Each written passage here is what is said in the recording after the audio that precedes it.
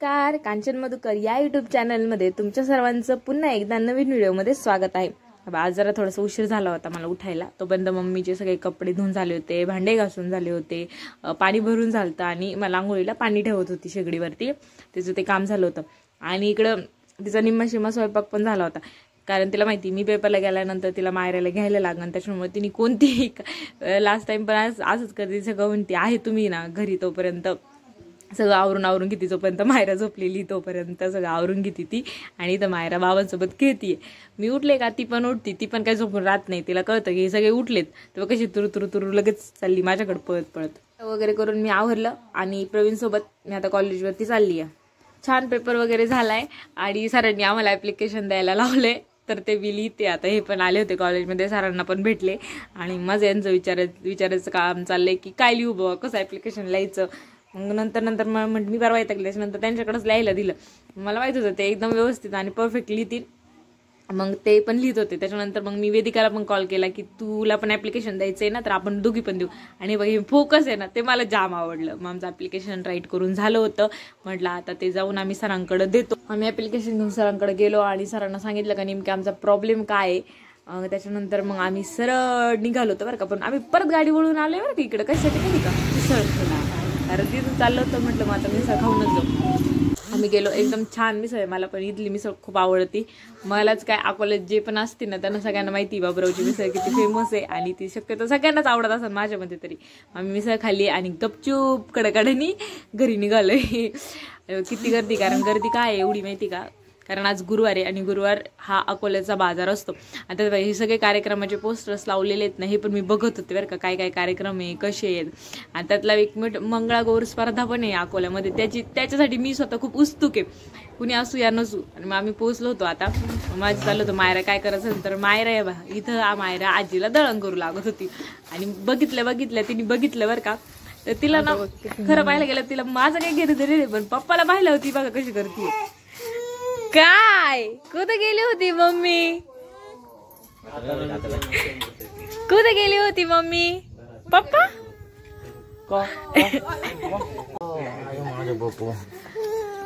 माझ्याकडे नाही यायचं का, कुठे होते पप्पा ना, कुठे होते 2 दिवस, मला कुठे गेले होते माझे पप्पा कुठे गेले,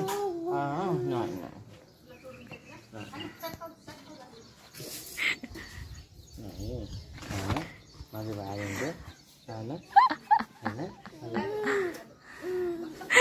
माझ्या का पाहिलं रडू येत, चल कसं लाडलं मामा, कसं लावायचं,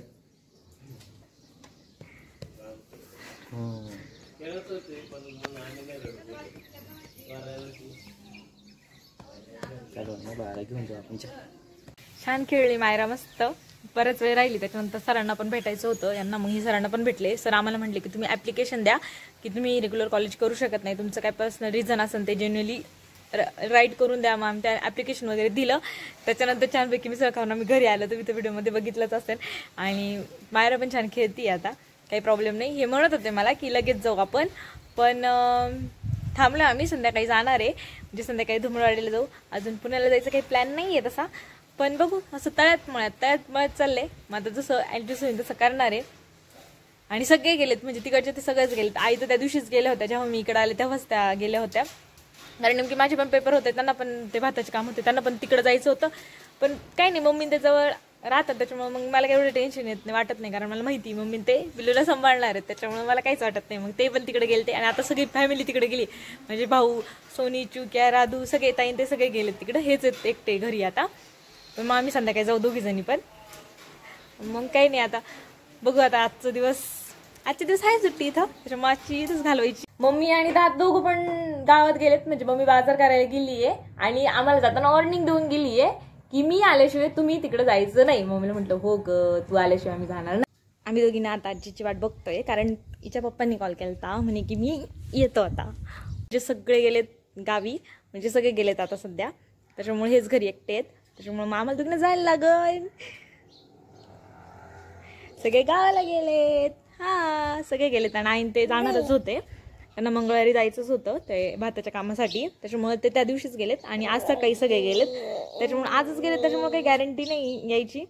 त्याच्यामुळे आम्ही दोघेजणी उद्या म्हणजे आज जाणार आहे, ते आल्यावरती 5 वाजेपर्यंत जातो आणि मग उद्या परत मला कॉलेजवरती पण जायला लागेल, कारण एक्झाम फॉर्म सुटलेत, एक्झाम फॉर्म भरून घ्यायला लागेल आता. आम्ही दमलो, त्याच्यामुळे आम्ही बाबासोबत खेळत होता आणि बाबांसोबत खूप भारी खेळती बरं का ती, तिला लय आवडतात बाबा. एकदम मस्त रमून चालले, दोघांच्या काहीतरी गप्पा चालल्या होत्या. त्याच्यानंतर बघा इथं डान्स चालला होता तिचा करायचं काम, ते मला म्हणत होती, म्हणजे ती आधी लय भारी डान्स करत होती. मग मला दादा बोलले की तू व्हिडिओ काढ, तर तो पण तिचा डान्स संपला होता, म्हणजे तिचा मूडच गेला होता. आणि तिथं ताई उभी आहे ना संगीता ताई, तिच्याकडे बघतीये ती काय बोलतीये ती कान देऊन ऐकती बघा कशी बघती, अशी चेहरे पाहून घेती, ओळखती कोण आहे कोण नाही आहे, तिचं हेच काम चालू असतं. आणि अजिबात कोणाकडे जात नाही, ओळख जर झाली ना तरच जाते, ओळखत नसा ना तर अजिबात जात नाही, लगेच चालत आहे. आणि मी तिचा डान्स रेकॉर्ड करण्यासाठी खरं व्हिडिओ चालू केला होता, पण तिचा डान्स संपला होता.